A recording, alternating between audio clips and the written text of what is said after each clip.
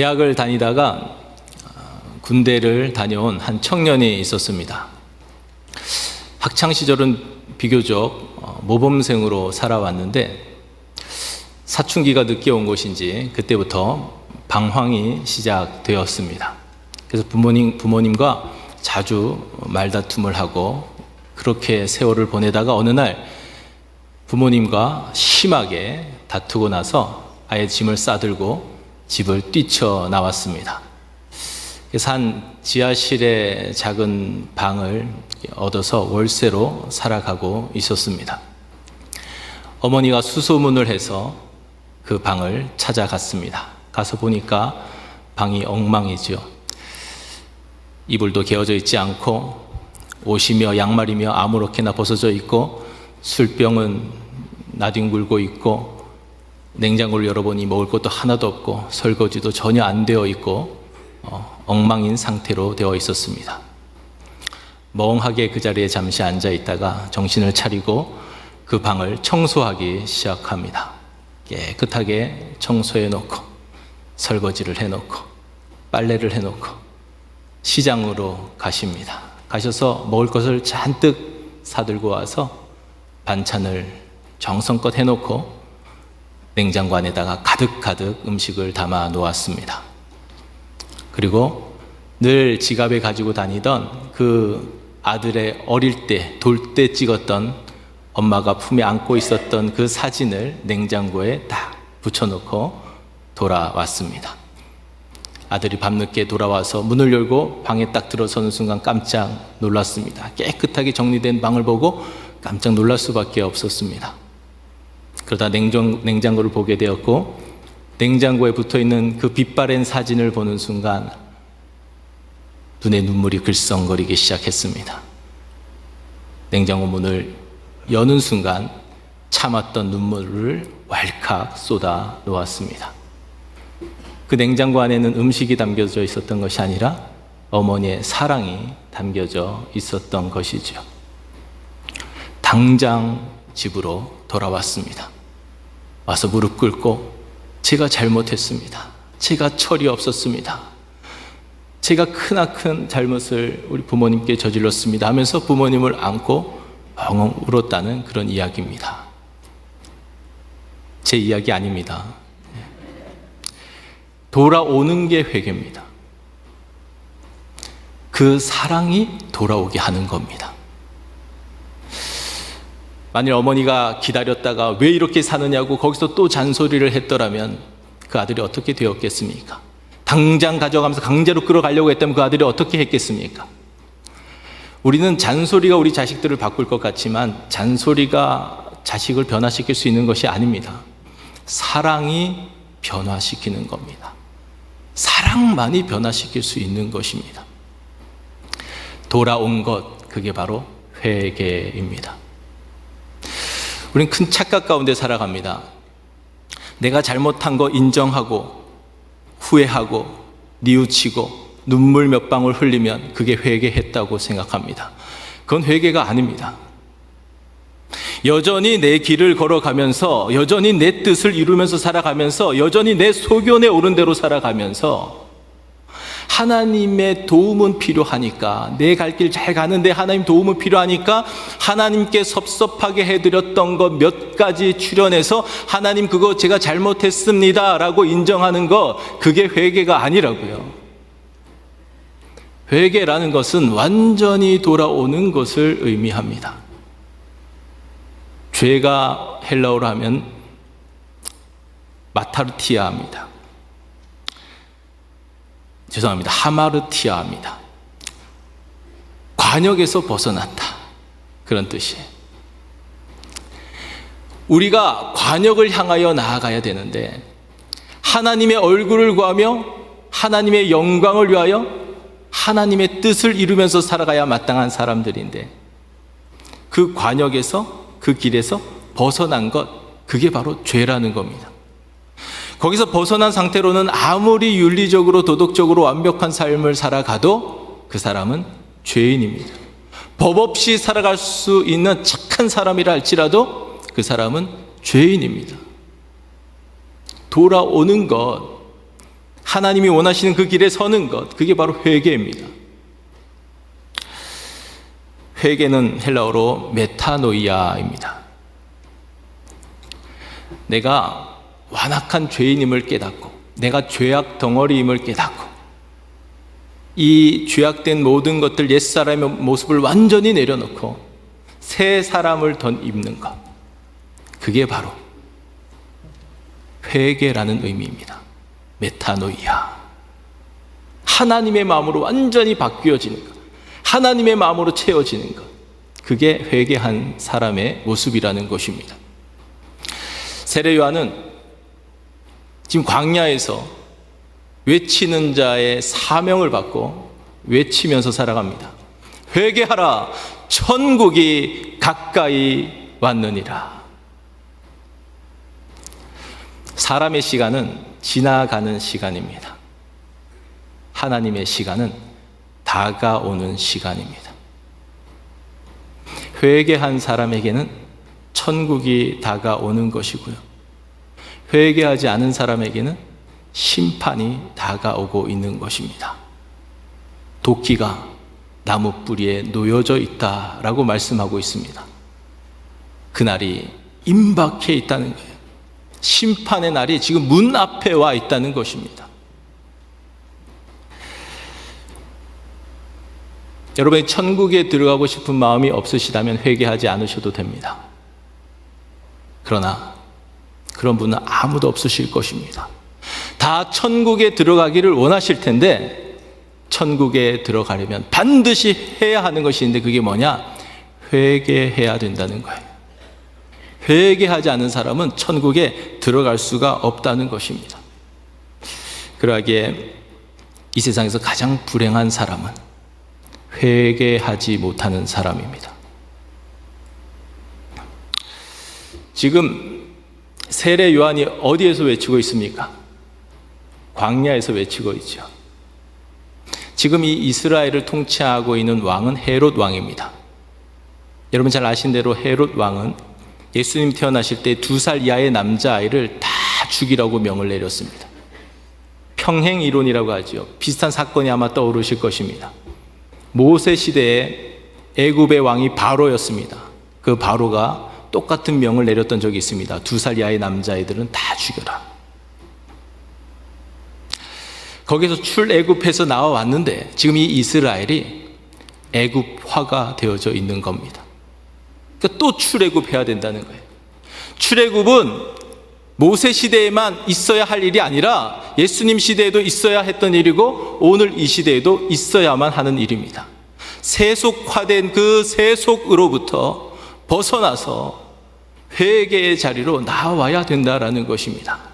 많은 사람들이, 예루살렘과 온 유대에 퍼져 있었던 많은 사람들이 자신들의 죄를 깨닫고 자신들에겐 답이 없음을 깨닫고 이 죄를 어찌할 수 없는 존재임을 깨닫고 이 죄를 자복하면서 회개하는 자리로 나아왔다고 오늘 성경은 말씀하고 있습니다. 그 사람들이 바로 복 있는 사람들입니다.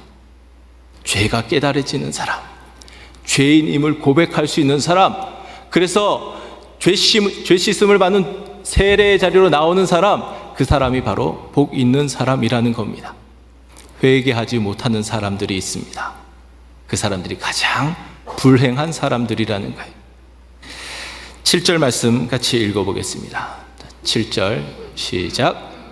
요한이 많은 바리새인들과 사두개인들이 세례를 베푸는 데로 오는 것을 보고 독사의 자식들아, 누가 너희를 가르쳐 임박한 진노를 피하라 하더냐.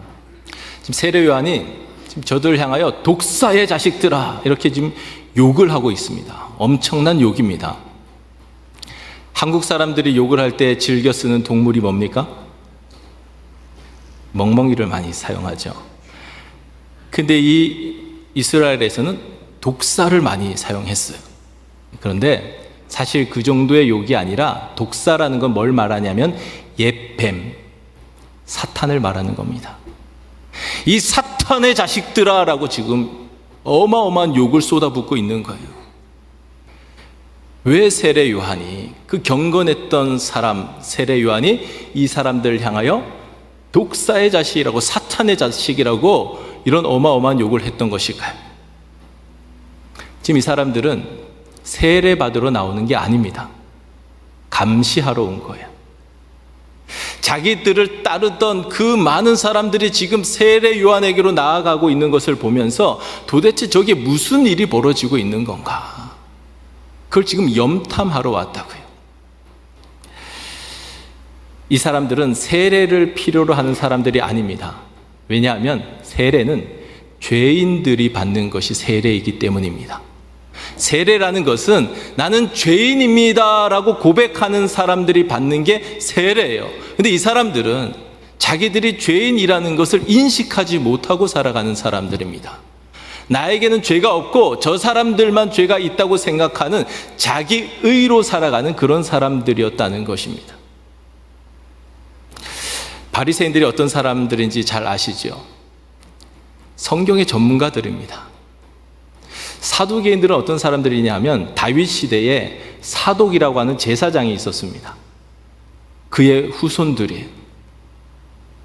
그러니까 제사를 집례하는 사람들입니다. 오늘날로 하면 예배를 인도하는 사람들입니다. 문제는 뭐냐? 말씀을 가르칠 줄만 알았지 자기 자신에게 그 말씀을 적용시키지 않은 거예요. 예배를 인도할 줄만 알았지 그 자신이 예배자가 되어서 하나님께 예배 드릴 줄은 몰랐던 사람들이라는 겁니다. 말씀을 나에게 적용시켰더라면, 내가 상한 심령으로 하나님이 받으시는 제사를 드릴 수 있는 사람이었다면 내 안에 있는 모든 죄악이 낱낱이 드러나서 죄인임을 고백하며 죄인들이 받는 세례의 자리로 나아왔을 텐데, 형식적으로 가르치기만 하고 형식적으로 예배를 인도만 하고 있으니까, 그렇게 종교인들로 살아가고 있으니까 죄인됨이 깨달아지지 않은 겁니다. 그러니 죄인들이 받는 세례가 필요 없었던 사람들이라는 거예요. 그러니 그 사람들이 가장 불행한 사람이라는 것입니다. 이 죄인됨이 고백되어져야 예수님이 필요해집니다. 이 죄인됨이 인정되어야 십자가가 필요한 거예요. 그래야 세례가 필요한 것입니다. 여러분, 예수님이 필요합니까? 십자가가 필요합니까? 세례가 필요합니까? 여러분, 그거 필요 없다 하는 사람이면 나는 바리새인과 사두개인으로 살아가는 사람입니다. 회개할 기회가 있는 것이 복 중의 복입니다. 회개할 기회가 주어져 있다는 게 복 중의 복이에요. 많은 사람들이 회개할 기회가 주어졌을 때 회개하지 못하고 변명합니다. 회개가 살 길이고 변명은 죽는 길입니다. 어제 평창 동계올림픽이 끝났습니다. 여러분들은 어떤 종목에 가장 많은 감동을 받으셨습니까? TV가 잘 나오지 않고 또 시간대도 틀리고 해서 막 생방으로 보기 쉽지는 않았을 텐데, 영미! 컬링이 저도 뭔지도 몰랐고 예선에도 전혀 보지도 못하고 관심도 없었었는데, 하도 이 기사거리로 계속 영미 하면서 나오길래 이게 뭔가 하고 봤더니 이 여자 컬링이 세계의 이목을 집중시켰고 한국 사람들을 열광시켰습니다. 영미 친구, 영미 동생 친구, 이렇게 한 팀이에요. 경북 의성에서 마늘로 유명한 그 조그마한 마을에서 한 팀으로 구성이 된 거예요. 그들의 하나됨을 보고, 완벽한 팀워크를 보고 사람들이 감동을 받는 겁니다. 금메달 따지 못했는데 그거 중요한 문제가 아니에요. 사람들에게는 이미 그 사람들이 하나된 모습 보고 팀워크를 보고 큰 감동을 받았다는 겁니다. 영미 이거에 따라서 뭘 해야 될지 다 알고 똑같이 혼연일체가 되어서 그 목표를 이루어가는 모습을 보고 감동을 받았다는 겁니다. 물론 의견이 좀 다를 때도 있었어요. 이렇게 했으면 좋겠다, 저렇게 했으면 좋겠다. 그러다가도 딱 합의가 돼서 한 사람이 자 이렇게 하자 그러면 다 같이 이런, 저는 이 소리가 너무 듣기가 좋더라고요. 그 순간 저는 기도했습니다. 우리 교회가 이런 교회가 되게 해주세요. 이 직업병은 어쩔 수 없습니다. 스포츠를 보면서도 기도하고 스포츠를 보면서도 설교거리를 찾는 거예요. 한번 연습해 보겠습니다. 제가 이렇게 하자 그러면은 라고 대답해 주시기 바랍니다.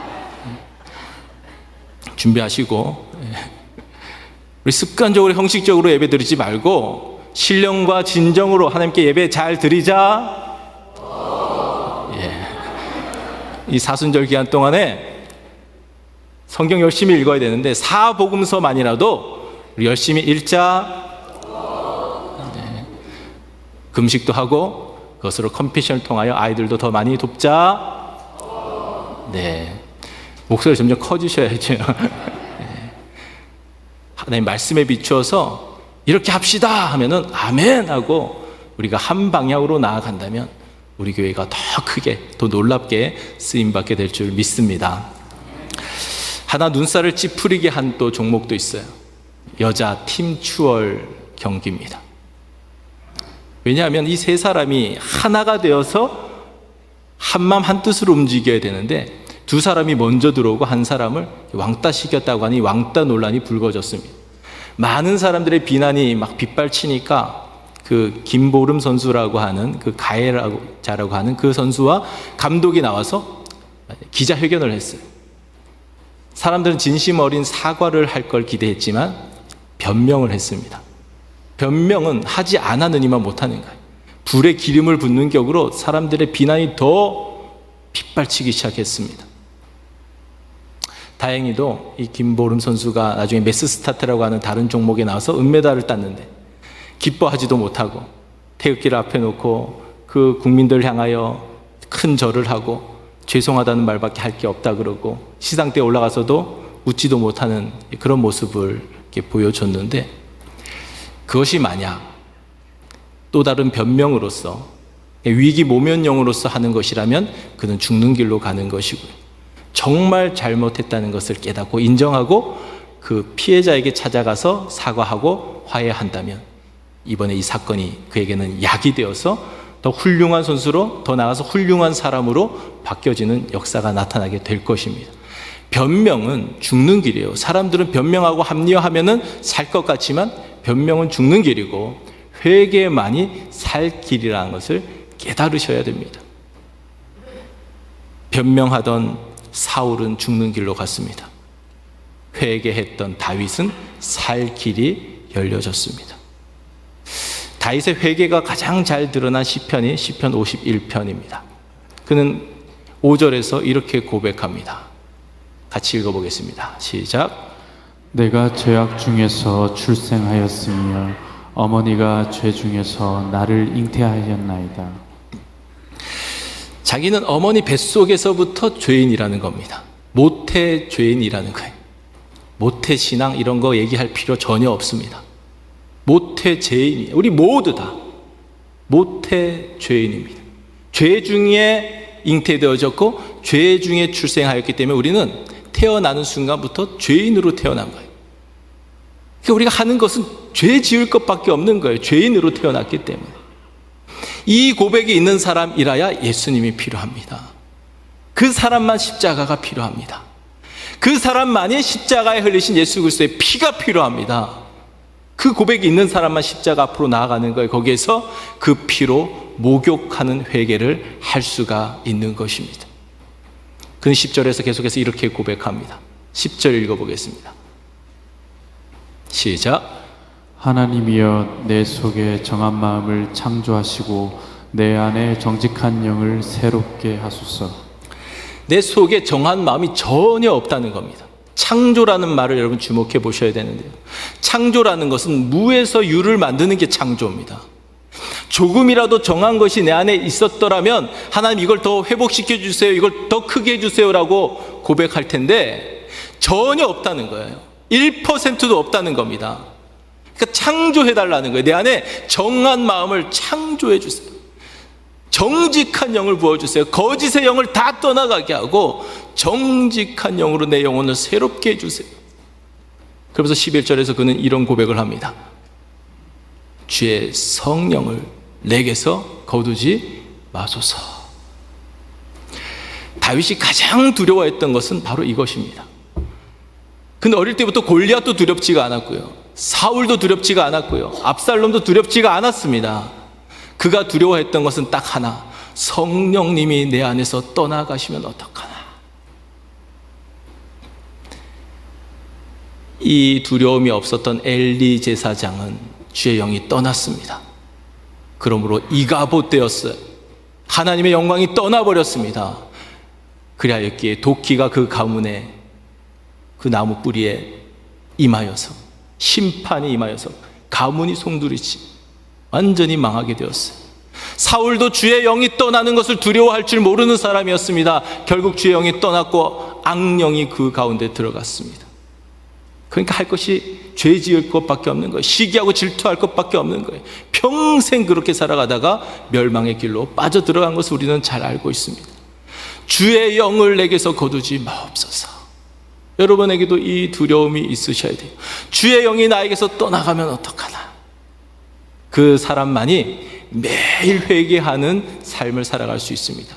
한번 목욕하는 회개했다고 끝내는 것이 아니라 매일 손발을 씻을 수가 있습니다. 왜냐하면 죄가 들어오면 주의 영은 죄와는 공존하실 수 없는 분이시기 때문에, 죄가 있음으로 인하여 주의 영이 떠나면 어떡하나 걱정되고 두려운 마음 때문에 당장 나와서 회개하는 거예요. 악한 것이 나에게 들어오자마자 당장 와서 회개하는 거예요.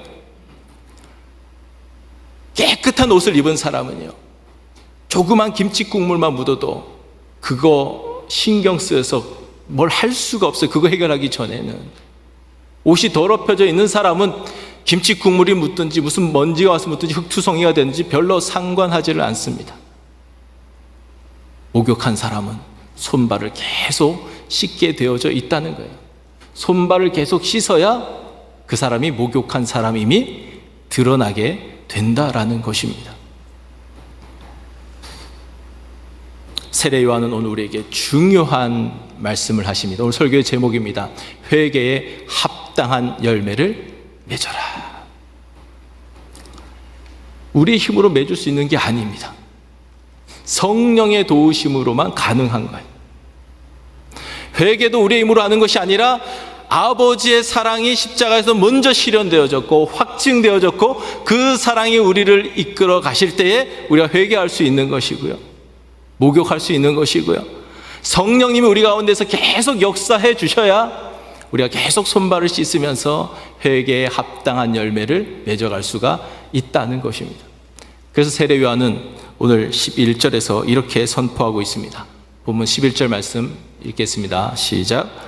나는 너희로 회개하게 하기 위하여 물로 세례를 베풀거니와 내 뒤에 오시는 이는 나보다 능력이 많으시니 나는 그의 신을 들기도 감당하지 못하겠노라. 그는 성령과 불로 너희에게 세례를 베풀 것이요. 그 약속된 성령님이 마가의 다락방에서 임하셨습니다. 성령 세례가 부어진 거예요. 불같이 임하신 겁니다. 말세라는 것은요, 예수님의 초림부터 예수님의 재림까지를 말세라고 말하는 겁니다. 그러니까 이 말세에 이미 약속하신 성령을 부어주셨어요. 그 이후에 모든 육체에게 다 부어지는 겁니다. 요에서의 그 예언이 그대로 이루어져서 부어지고 있어요. 단 전제 조건이 있습니다. 회개한 사람에게만 부어지는 거예요.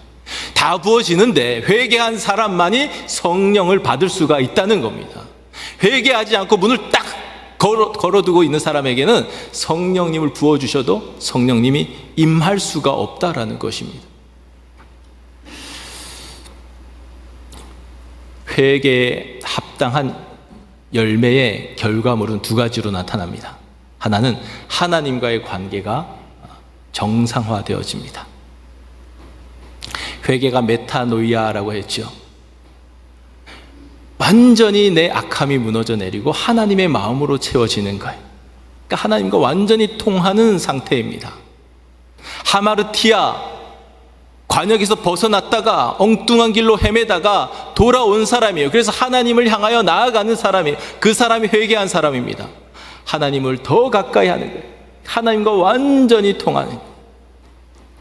하나님과 통할 때, 위로 통할 때 옆으로도 통하게 되는 것입니다. 우리가 왜 자꾸 옆으로 통해 보려고 노력해 보지만 자꾸 왜 버퍼링이 걸리고 이게 안 되냐? 위로 막혀 있으니까 옆으로도 막히는 거예요.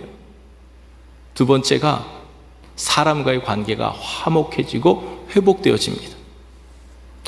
이 오늘 마태복음 3장의 말씀이 누가복음 3장의 병행 본문으로 나옵니다. 세례 요한이 회개에 합당한 열매를 맺으라 선포하니까 사람들이 그 말씀에 찔림을 받아서 중요한 질문을 합니다. 무리가 먼저 질문해요. 우리가 무엇을 하여야 하리까?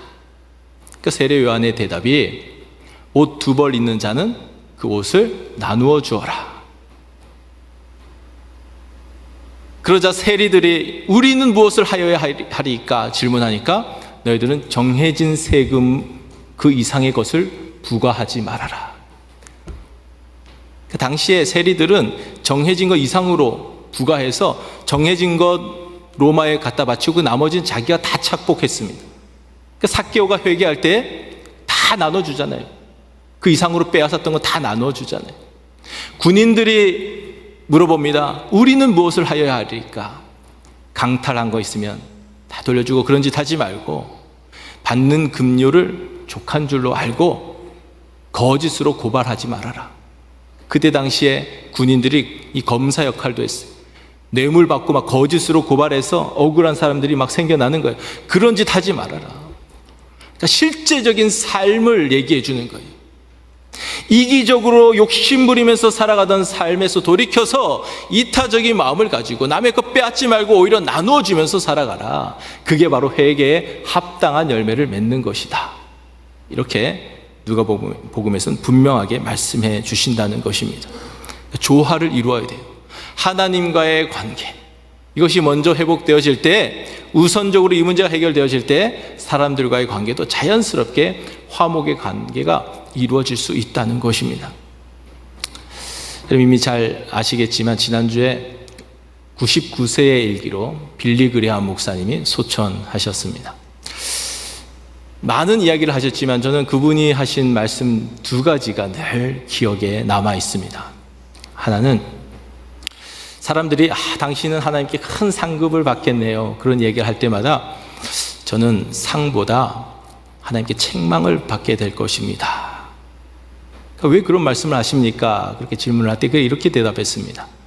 저는 참 바쁘게 살았습니다. 세계를 누비면서 이런저런 사람들을 만나고 사람들에게 복음을 전하고 설교를 하고 사역을 감당하고 상담을 하고 여러 가지 일들을 하면서 살았는데 정작 하나님과 친밀한 교제를 나누는 일을 등한시하면서 살았습니다. 제가 만일 하나님과 친밀한 시간을 갖는데 더 많은 시간을 할애하면서 살아갔더라면 더 많은 사람들이 내 속에 임재해서 역사하신 하나님을 볼 수 있게 했을 텐데 그렇게 하지 못했기 때문에 나는 책망받게 될 것입니다. 하나님으로부터 열려질 때에 사람들에게 더 열려지는 거예요. 하나님과의 관계가 먼저 온전한 회개 가운데 열려질 때 회개에 합당한 열매들이 맺혀지게 된다라는 것입니다. 또 다른 하나는 좀 심각한 이야기입니다. 지금까지 졸고 있으셨던 분들은 깨서 지금부터 들어도 괜찮습니다. 졸고 계신 분 있으면 좀 깨워주세요. 어떤 교회에서 장로님 옆에 있는 분이 졸고 있으니까 장로님 뭐 하십니까? 옆에 있는 사람이 졸고 있는데 좀 깨우세요. 그랬더니 그 장로님이 왜 지가 재워놓고 나보고 깨우라고 하냐고 그랬다고 하는데, 제가 이런 우스갯소리를 할 때는 아주 심각한 얘기가 나갈 것을 여러분이 지금 마음을 좀 열고 들으시라고 하는 거예요. 그분이 이런 말을 했습니다.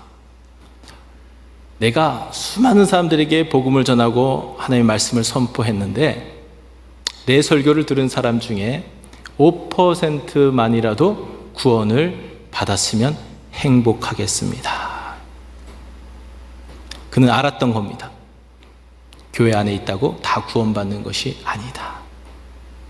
소수의 사람만 구원받는다라는 겁니다. 이건 빌리그리암 목사님만의 이야기가 아니라 예수님의 말씀입니다. 좁은 문으로 들어가고 좁은 길을 걸어가는 사람은 적을 것이다. 그 길이 생명의 길인데 그 길 가는 사람은 적을 것이다. 넓은 문으로 들어와서 넓은 길로 가는 사람, 그 길은 망하는 길인데 그 길로 가는 사람들이 많을 것이다. 교회 안에 있는 사람들에게 말씀하시는 거예요. 알곡은 모아드리고 쭉정이는 다 날아가게 되는데 진짜 예수 믿는 사람만 알곡이고 그 사람은 소수일 거다라는 겁니다. 오늘 한국교회, 미국교회 다 마찬가지입니다. 완전히 낡은 부대가 되어 있는 상태이기 때문에 이 상태 속에서 진짜 예수 믿는다는 것이 무엇인지를 깨닫고 진짜 예수 믿으면서 살아가는 사람은 극소수입니다. 여러분, 이런 말을 허투루 듣지 마시기를 바랍니다. 정말 심각한 문제입니다. 다른 복음이 넘쳐나고 있어요. 갈라디아서에서 말씀하시는 다른 복음이라는 것은 복음에서 조금 변질된 것을 말하는 것이 아니라 완전히 다른 복음을 얘기하는 거예요. 예수 믿으면 복 받는다, 예수 믿으면 부자 된다, 예수 믿으면 출세한다, 예수 믿으면 건강해진다, 예수 믿으면 자녀들도 잘 된다. 이게 복음입니까? 이게 여러분의 신앙의 목표입니까? 복음의 결과물일 수는 있지만 그것 자체가 복음이 될 수가 없다는 거예요. 영접기도 진실하게 한번 잘했으면 구원이 보장됩니까? 그게 복음입니까? 그런 것들이 다른 복음이라고요. 이단의 복음이라고요. 그게 지금 한국교회에 완전히 점령해가지고 사람들을 다 마디로 소금되게 만들어버린 거예요. 구원 실제로 받지는 못했는데 받은 사람으로 착각하면서 살아가게 만들어 놓았다고요. 누구든지 주의 이름을 부르는 자는 구원을 얻으리라. 이 말씀을 재료로 쓰는데요, 예수님 당시에, 성경이 쓰여지던 당시에 주의 이름을 부른다는 것은요, 친척과 재물과 명예와 생명을 다 빼앗길 수 있는 그런 일이었습니다. 실제로 그랬어요. 유대교에서 축출당하는 것이었고요, 사랑하는 가족들로부터 버림받는 것이었어요. 그게 예수의 이름을 부른다는 거예요. 그게 예수의 이름을 시인한다라는 의미였습니다. 오늘날 같이 아무 영혼도 없이 그냥 교회 안에서 아무런 핍박도 없고 박해도 없는 그런 이런 자리에서 주여 주여 하는 게 주의 이름을 부르는 게 아니라고요. 이 시대 속에서도 인생과 영혼을 건 사람만이, 내 인생 전체를 올인해서 예수님께 완전히 내어 던지고 살아가는 사람만이 그 사람이 주의 이름을 부르는 사람이고 그 사람이 구원을 얻게 된다라는 것입니다. 이런 세태가 될 것을 예견하셨던 예수님께서 말씀하셨어요. 나더러 주여 주여 하는 자마다 다 천국에 들어올 것이 아니다. 제가 주의 이름으로 이것도 하고 저것도 하고 그것도 했는데요, 나는 너를 도무지 알지 못하겠다.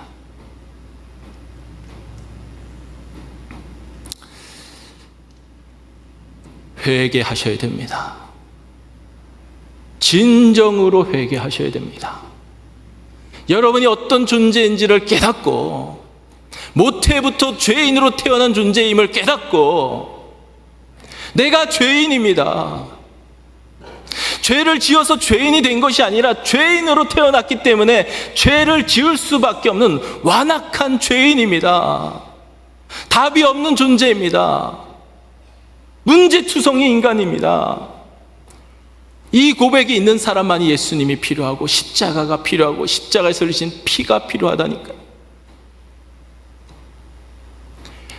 회개는 한 번의 회개로 끝나면 안 됩니다. 회개는 점진적이어야 합니다.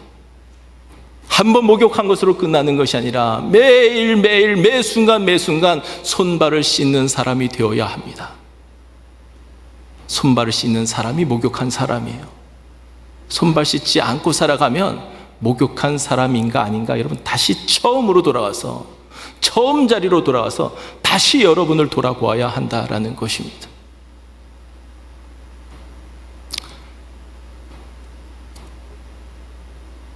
예수님께서 여러분을 아십니까?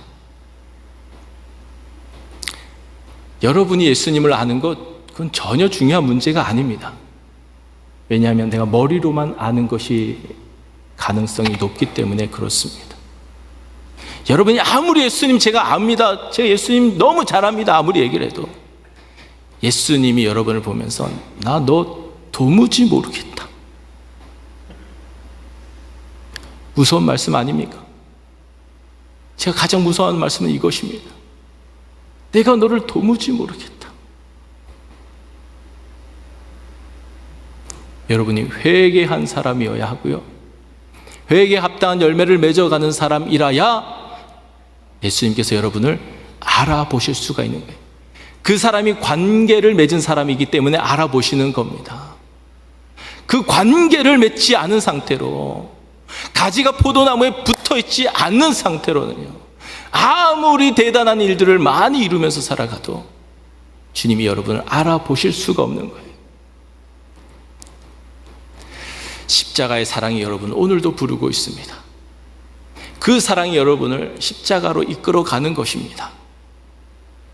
처음에 이야기했던 그 청년이 어머니의 사랑으로 인하여 이끌림 받아서 회개의 자리로 나와왔던 것처럼 그 사랑이 여러분을 이끌어 가시는데, 그 사랑을 못 본 척, 모른 척 외면하지 마시고 날마다 십자가 앞으로 나아가시기 바랍니다. 회개하지 못하는 사람이 가장 불행한 사람이에요. 죄 없다고 우기는 사람이 가장 불행한 사람이에요. 바리새인들과 사두개인들 같이 회개할 줄 모르는 불행한 인생들로 살아가지 마시고 다윗과 같이 진정으로 회개하는 사람 되시고 매일 손발을 씻는 가운데 성령의 충만함을 받아서 성령의 열매, 회개에 합당한 열매를 풍성하게 맺으면서 살아가실 수 있는 저와 여러분 되실 수 있기를 주의 이름으로 간절히 축원합니다.